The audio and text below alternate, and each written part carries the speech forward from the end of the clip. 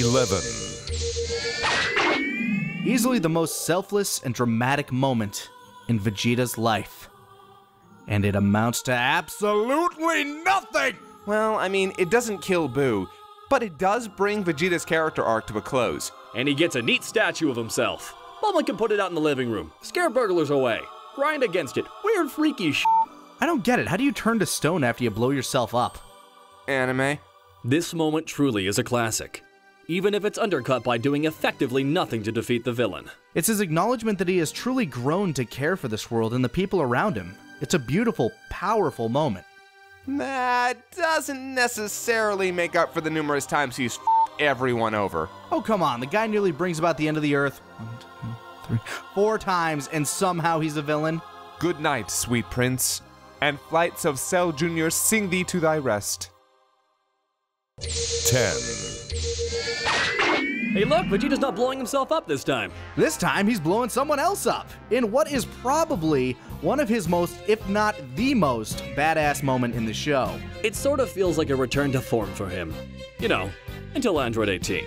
Between some classic quotes and utter domination of Android 19, this scene is the perfect way to reintroduce the Prince of all Saiyans. Also, this is the first fight we see where Vegeta actually defeats an opponent that Goku couldn't handle himself. What? How does that count? He was having a heart attack. Shut up! Taking this! The prince is back, baby. With a bang. Yeah, okay, that's acceptable. 9. All right, Kaiser, go ahead. I love the scene. It's my favorite. Well, to be fair, there's a lot to love. Frieza has miraculously returned, stronger than ever, and he's on planet Earth seeking revenge. With the Z-Warriors all paling in comparison to Frieza's power and Goku nowhere to be found, their only savior is this mysterious Trunks, who shows up by dicing all of Frieza's men, turning into the second Super Saiyan of the entire series, takes his most devastating attack head-on, and then proceeds to butcher Frieza and eliminate his short-lived father, whilst accompanied by a special, albeit plagiarized, piece of music and everything.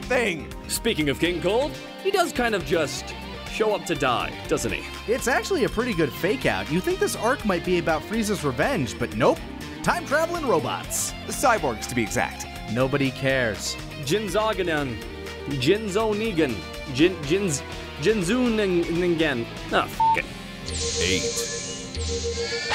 A Christmas miracle, or so they say, and Piccolo's heart grew 3 sizes that day. And then instantly imploded due to Nappa's attack. Piccolo's sacrifice here is the perfect cap to his character arc, which we see begin with his training of Gohan. It's also a huge dramatic moment because this is, once again, the end of the Dragon Balls, as far as we knew anyway. Between its beautiful animation and huge impact, this moment may be Piccolo's best. It's also one of the first scenes that comes to mind when you think of the Saiyan arc. Thank you, Big Green. You'll always live on in our hearts. And when they wish you back on Namek.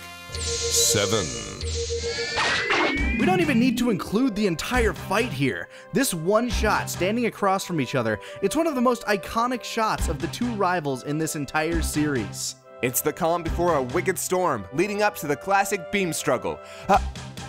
Oh shit. Is that on the list? Guys, yeah, we're gonna include the beam struggle here. It also sets a precedence, for better or worse, of how future battles would play out. High-level attacks, advanced aerial fighting, beam battles, endless banter, screaming. So much screaming! It all kind of started here, with one of the most epic stare-downs known to anime. 6. Krillin down! Krillin down! It's the first time in the series that a main character dies. And certainly not the last for Krillin. It's also the first time we see Goku in a pure rage. He cuts contact with everybody and then goes on a rampage of revenge, nearly losing his own life in the process. Rampage! It's a somber, grim moment that sets the tone for the rest of the season. Death is a big part of this arc, and Krillin starts a domino effect that leads to the biggest, most dramatic season of the series thus far. Also, Tambourine done kicked in his frontal lobe. That's gotta suck. Boot to the head! Ah, why? 5. Top 5, folks. And it's another villain death. And another Kamehameha. This scene means a lot to the series. It's the death of Cell. It's Gohan coming into his own. And it's Goku finally passing the torch to his son.